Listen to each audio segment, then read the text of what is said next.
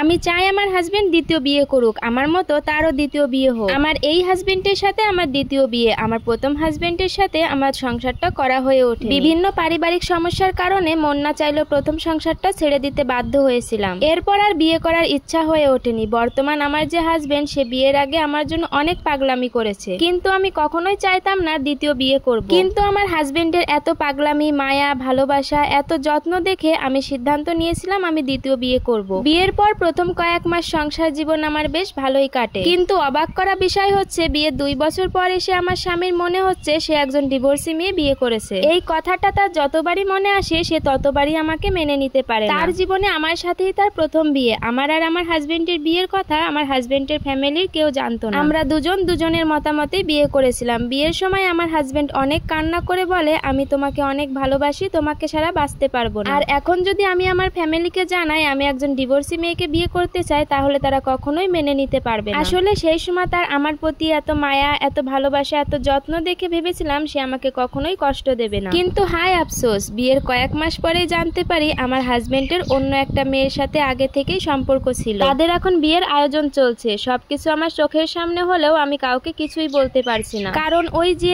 আমি একজন অবিবাহিত ছেলেকে বিয়ে করেছি। এখন আপনারা মনে করতে পারেন আমার কি কষ্ট হতো না? হ্যাঁ, আমার অনেক কষ্ট হতো। বিয়ের পর প্রথম যখন জানতে পারি তাদের সম্পর্কের কথা এবং আমাকে পাশে শুয়ে রেখেও সে যখন ঘন্টার পর ঘন্টা ফোনে কথা বলতো, তখন আমার কান্না করতে করতে দম বন্ধ হয়ে আসতো। কিন্তু আমার সেই কান্না করতে করতে দম বন্ধ হয়ে যাওয়ার নিঃশ্বাসের শব্দগুলো আমার হাজবেন্ড পাশে শুয়েও বুঝতে পারতো না। বাধ্য হয়ে আমি ওয়াশরুমে গিয়ে ওয়াশরুমের দরজা বন্ধ করে কান্না করতাম। তবে আমি আমার হাজবেন্ডকে প্রচন্ড ভালোবাসি। কেন জানি আমি আমার হাজবেন্ডের প্রতি 2 মিনিটও রাগ করে থাকতে পারি না। এখন আমার হাজবেন্ড মনে মনে খুব করে চায় আমি যেন তাকে নিজ থেকেই ছেড়ে চলে যাই, অন্য কোথাও চলে যাই, কিন্তু আমার পক্ষে তাকে ভুলে যাওয়া, ছেড়ে যাওয়া একেবারেই অসম্ভব। এখন আমি চাই আমার হাজবেন্ড একটা দ্বিতীয় বিয়ে করুক, তাহলে সে আমাকে আর সেকেন্ড ম্যারেজের জন্য ঘৃণা করতে পারবে না। তারও 2 বিয়ে হবে, আমারও 2 বিয়ে। দেখি তখন সে কি করে। আমি আপনাদেরকে বলে বোঝাতে পারবো না আমি আমার স্বামীকে কি পরিমাণ ভালোবাসি। দিনের পর দিন, মাসের পর মাস, এত বছর এত মানসিক যন্ত্রণা সহ্য করেও বসে আসে তার কাছে সংসার করার জন্য। এখন আমার স্বামী আমাকে ভালোবাসা তো দূরের কথা,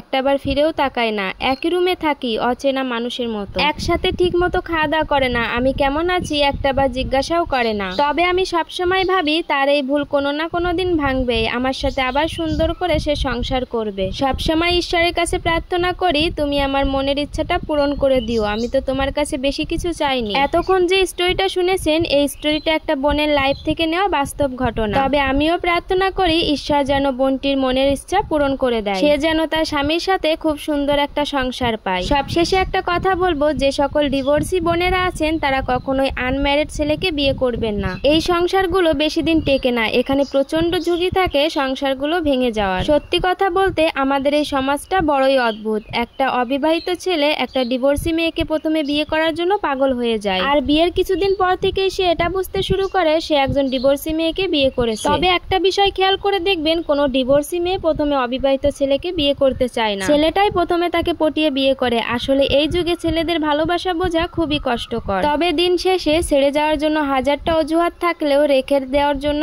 একটা কারণই যথেষ্ট, আর সেটা হলো ভালোবাসা। সবাই কিন্তু ছেড়ে যায় না, কেউ কেউ আছে ভালোবেসে সারা জীবন আগলে রাখে।